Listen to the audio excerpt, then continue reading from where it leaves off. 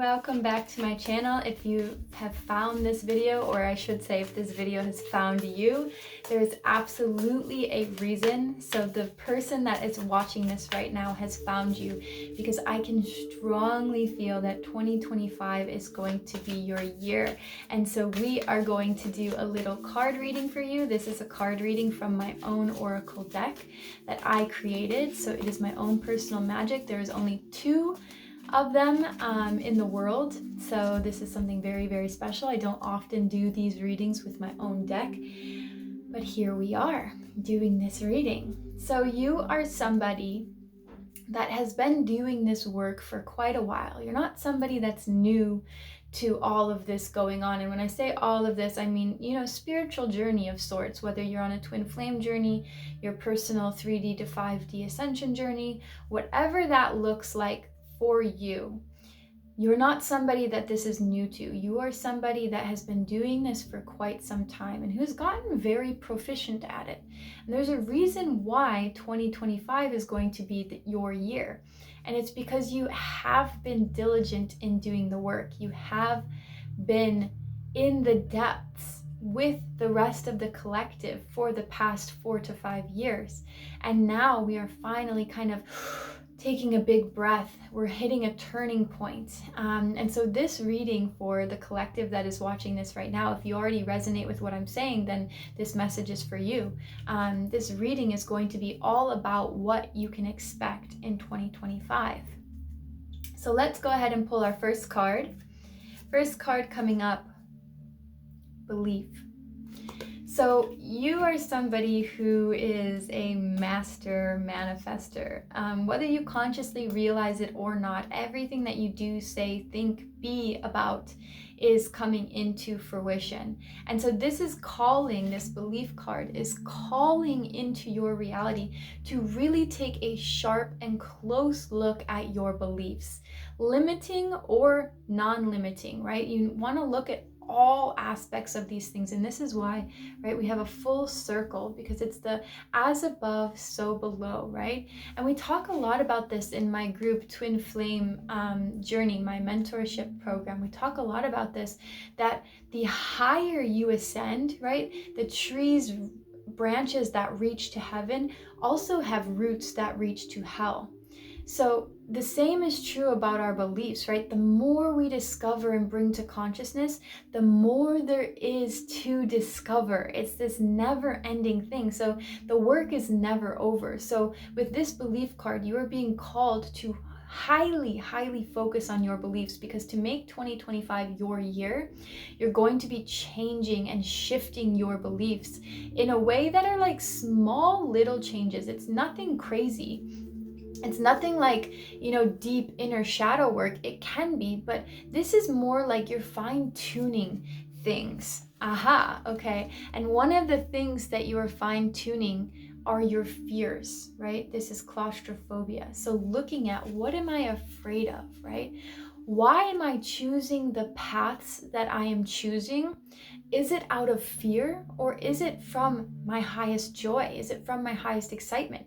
If you knew you could handle everything coming your way, what path would you choose, right? Would you still choose the things that you've been choosing up until now? So this is also telling you, this claustrophobia card is also telling you, where do you feel limited? Where do you feel closed in? Where do you feel like you can't expand?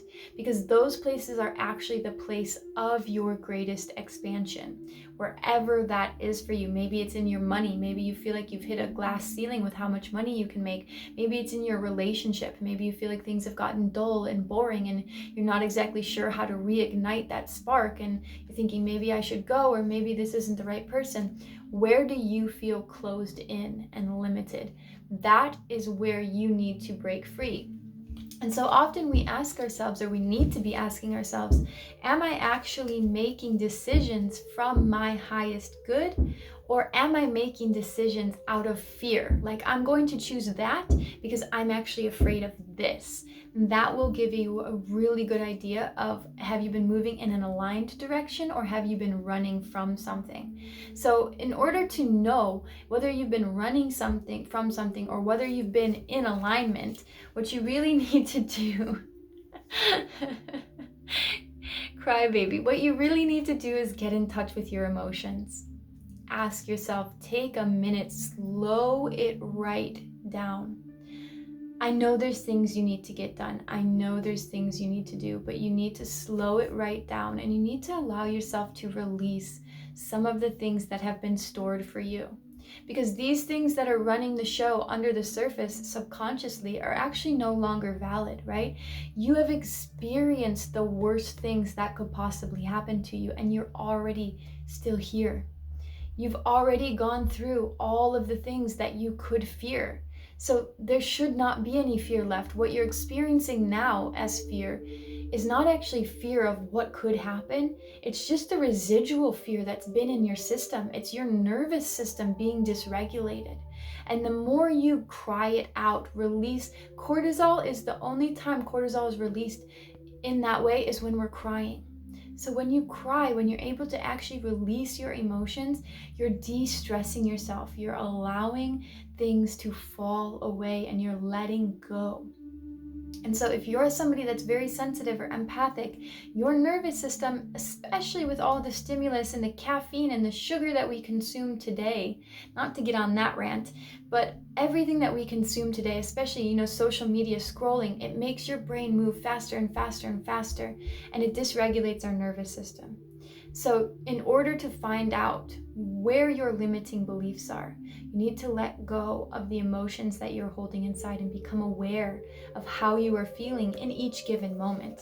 And know that in these moments, it's those moments that are going to show you and point you in the right direction. Again, to make 2025 your year, this is what you need to do. Be generous. Be generous in spirit, be generous with yourself, be generous with others. Know that you are the source of everything, so you have everything to give. Again, talking about where do you feel limited? Wherever you feel limited is actually where you need to be giving.